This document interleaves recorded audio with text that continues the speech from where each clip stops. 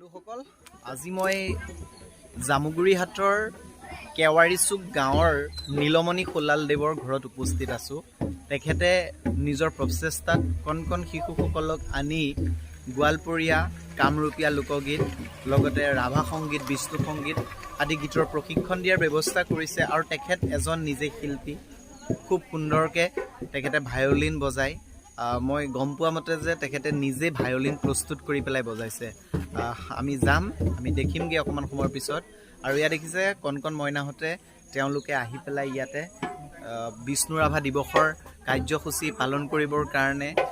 ইয়াতে প্ৰশিক্ষণ লৈ আছেহি। আৰু এই সম্পূৰ্ণ কামটো কৰিছে নীলমণি খোলালদেৱে নিজৰ প্ৰচেষ্টাত, একক প্ৰচেষ্টাত। এটা সঁচাকৈ খুব আদৰণীয় প্ৰচেষ্টা। তেখেতৰ আপুনি ঘৰটো চাওক, ঘৰটো চাই অনুমান কৰিব পাৰিছে যে মানুহৰ আচলতে আৰ্থিক দৈন্যতাই যিকোনো কথা হ'ব নোৱাৰে। মানুহৰ মনটো ডাঙৰ কথা, তেওঁৰ এটা মন আছে আৰু সেইকাৰণেই তেখেতে এইখিনি কৰিবলৈ সক্ষম হৈছে। আহক আমি আপোনালোকক লৈ যাওঁ আৰু তাত যি গীতৰ তেওঁলোকে প্ৰশিক্ষণ দি আছে আমি দেখুৱাবলৈ চেষ্টা কৰোঁ। আহক চাওক, তেওঁলোকে এটা গোৱালপৰীয়া লোকগীত ইয়াত গাব। এটা সুন্দৰ সঁচাকৈ পৰিৱেশ, ঘৰখনত এটা মানে উখল মাখল পৰিৱেশ হৈ আছে। শিশুসকলে এয়া তেওঁলোকৰ গীত প্ৰদৰ্শন কৰিব বাদ্যৰ তালে তালে। চাওক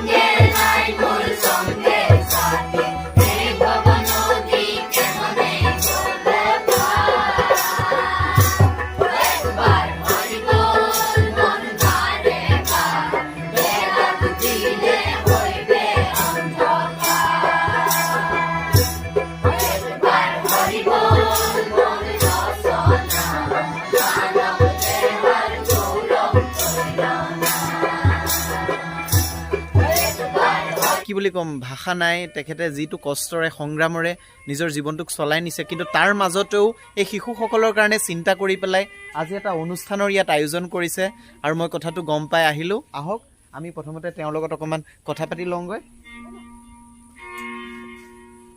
এয়া আপোনালোকে দেখিছে, এয়া মই চিনাকি কৰি দিব বিচাৰিছোঁ। এয়া চাওক, শ্ৰদ্ধাৰ নীলমণি খোলাল ডাঙৰীয়া। প্ৰথমতে মোৰ চেনেলটোলৈ আপোনাক স্বাগতম জনাইছোঁ। মই নমস্কাৰ কৰিছোঁ। হয়, প্ৰথমতে আপুনি ভায়লিনৰে আৰম্ভ কৰক। মই এটা কথা জানিব বিচাৰিছোঁ, এয়া বন্ধুসকল চাওক, এইখন ভায়লিন তেখেতে নিজ হাতে প্ৰস্তুত কৰিছে। কথাটো মই গম পোৱা নাছিলোঁ, এতিয়া গম পালোঁ, ভাল লাগিছে। আৰম্ভ কৰক আপোনাৰ অনুষ্ঠান।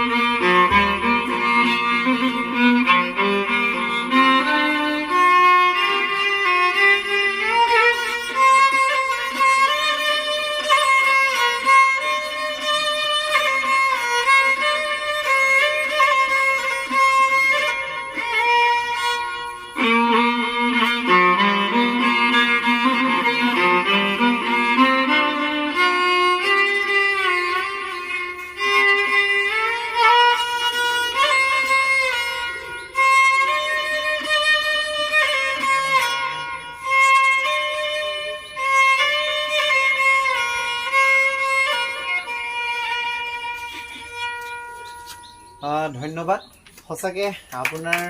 ইমান যাদু কৰি মানে কৌশল আপুনি নিজে প্ৰস্তুত কৰি পেলাই ইমান সুন্দৰভাৱে বজাইছে আপোনাৰ লগত আৰু ঢেৰ কথা আমি পাতিম তাৰ আগতে মই আপোনাৰ চিনাকি কৰি দিব বিচাৰিছো চিনাকি কৰি দিবৰ প্ৰয়োজনে নাই এয়া মোৰ ইউটিউব চেনেলটোৰ প্ৰথমজন ৰিয়েল হিৰো গজেন শইকীয়া আমাৰ শিল্পী পেঞ্চন প্ৰাপ্ত মোৰ এই চেনেলটোতে তেখেতৰ ভিডিঅ' ইতিমধ্যে মই দিছো আৰু মই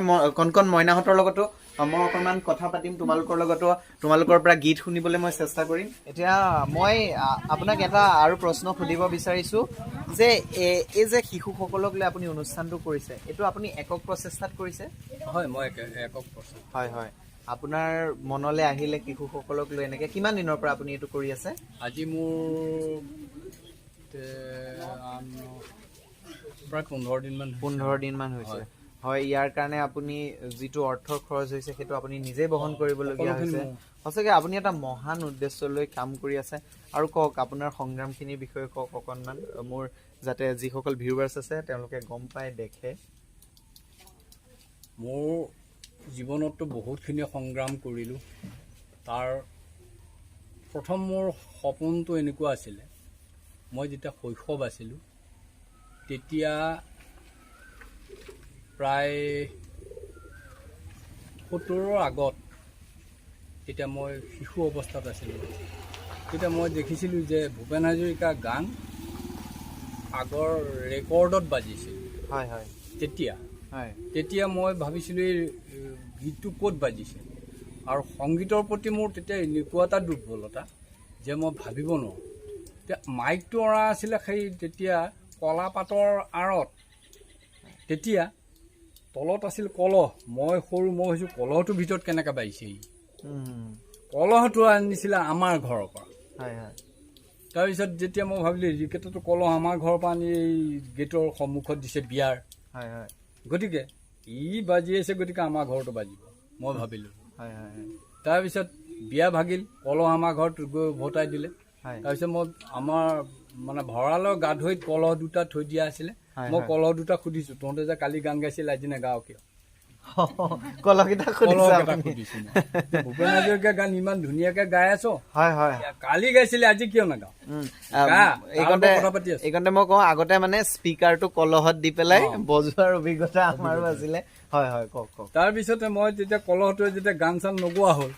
মোৰ খং উঠিল উঠাতে মই তেতিয়া কি কৰিলোঁ এডাল বাঁহৰ মাৰিৰে গোটেই দুইটা কলহ ভাঙি থাম থাম কৰিলোঁ তেওঁ আৰু ভূপেন হাজৰিকাৰ গীত ওলাই নাহিল আৰু সেয়ে মোৰ শৈশৱৰ এটা মনৰ ভিতৰত এটা সংগীতৰ প্ৰতি সৰ্বনাশ দুৰ্বলতা এটা আৰম্ভ আৰু তাৰপিছতে আমাৰ গৃহতে মানে সংগীতৰ এখন মানে জগত বুলি ক'ব লাগিব দেউতা আছিলে মোৰ দাদা আছিলে বিভিন্ন ধৰণৰ ইনষ্ট্ৰুমেণ্ট নিজে বনাইছিলে নিজে বজাইছিলে আগৰ যাত্ৰা পাৰ্টি মোৰ দেউতা প্ৰশিক্ষক আছিলে গতিকে তেখেতৰ পৰা গোটেই বস্তুখিনি তথ্যখিনি পাইছিলোঁ আৰু এতিয়া লাহে লাহে ময়ো আহি পেলাই দেখিছোঁ যে আমাৰ ল'ৰা ছোৱালীখিনি অকণমান আধ্যাত্মিক দিশত কিবা অকণমান দিব পাৰোঁ নেকি সেইটোৱে চেষ্টা কৰি পেলাই আজি কেইদিনমানৰ পৰা মোৰ এটা মনটো বৰ হাবিয়াস কৰি আছিলে আৰু সেই কামটো মই ইতিমধ্যে তৎকালীন হিচাপে কৰিলোঁ এতিয়া আমি বৰ্তমান গোৱালপৰীয়া লোকগীত আৰু কামৰূপী লোকগীতো অকণ শিশুসকলে গাব পৰা এটা অৱস্থা হৈছে আৰু মই গোটেই ইনষ্ট্ৰুমেণ্টখিনি মই নিজে বনাই লোৱা লোকবাদ্য লোকসংগীতৰ গোটেই কামখিনি মই এতিয়া ল'ৰা ছোৱালীখিনি প্ৰশিক্ষণ দিয়াৰ চেষ্টা এটা মনত পুহি ৰাখিছোঁ সেইটোৱে নিশ্চয় ভৱিষ্যতে আমি আপোনাৰ প্ৰত্যেকটো অনুষ্ঠান দেখুৱাই যাবলৈ চেষ্টা কৰিম যেতিয়া আপুনি মঞ্চত কৰিবগৈ কিন্তু আজি শিশুসকল আছে যেতিয়া তেওঁলোকৰ পৰা অকণ বলক গীত মাত শুনো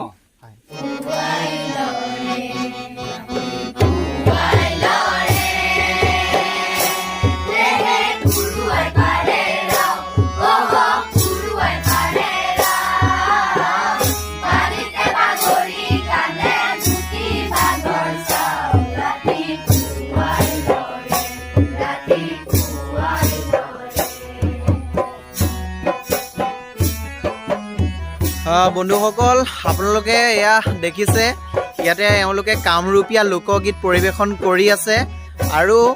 যি ৰাভা দিৱস আহি আছে 20 জুন তাৰিখে সেই 20 জুন তাৰিখে তেওঁলোকে নিজৰ গৃহতে বা গাঁৱৰ নামঘৰতে যিকোনো এটা স্থানতে তেওঁলোকে এক অনুষ্ঠান ৰখাৰ পৰিকল্পনা কৰিছে এটা সুন্দৰ চিন্তাৰে তেখেতে একক প্ৰচেষ্টা ইমান সুন্দৰকৈ গাঁৱৰ ল'ৰা ছোৱালীখিনিক বা অঞ্চলটোৰ ল'ৰা ছোৱালীখিনিক আগুৱাই লৈ গৈছে সঁচাকৈ এক উল্লেখনীয় এয়া দিশ আৰু মই মোৰ ফালৰ পৰা তেখেতলৈ যথেষ্টখিনি কৃতজ্ঞতা জ্ঞাপন কৰিছোঁ আপোনালোকে এনেকুৱা ধৰণৰ ভিডিঅ'সমূহ নিশ্চয় চাব আৰু শ্বেয়াৰ কৰিব যাতে এই লোকসকলে সমাজত অকণ পৰিচয় পায় আৰু যাতে অকণ আৰ্থিকভাৱে কাৰোবাৰ পৰা সহায় পায় তাৰ সহায় হোৱাকৈ আপোনালোকে ভিডিঅ'টো যিমান পাৰে শ্বেয়াৰ কৰিব মই এয়াই আশা কৰিম তেতিয়াহ'লে ভিডিঅ'টো আপোনালোকে চাই থাকক আৰু ধুনীয়া ধুনীয়া ইয়াত তেওঁলোকে গীত পৰিৱেশন কৰিব চাই নিশ্চয় খুব ভাল পাব স্কিপ নকৰাকৈ চাব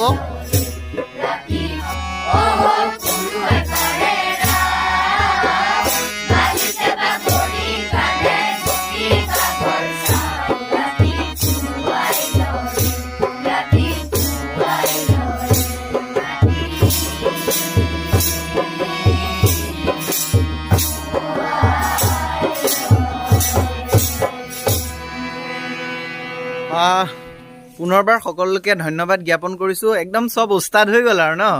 ধুনীয়াকৈ সকলোৱে ইটোৰ পিছত সিটো মানে বেলেগ বেলেগ ভেৰিয়েণ্টৰ গীত গাব পাৰিছে সেইটো মই অকণমান মানে অভিভাৱকসকলৰ লগতো কথা পাতিব বিচাৰিছোঁ আপোনালোকে তাতেই বহি থাকক বাৰু কেনেকুৱা লাগিছে এনেই আপোনালোকৰ শিশুসকলে ইমান ধুনীয়াকৈ আগবাঢ়ি গৈছে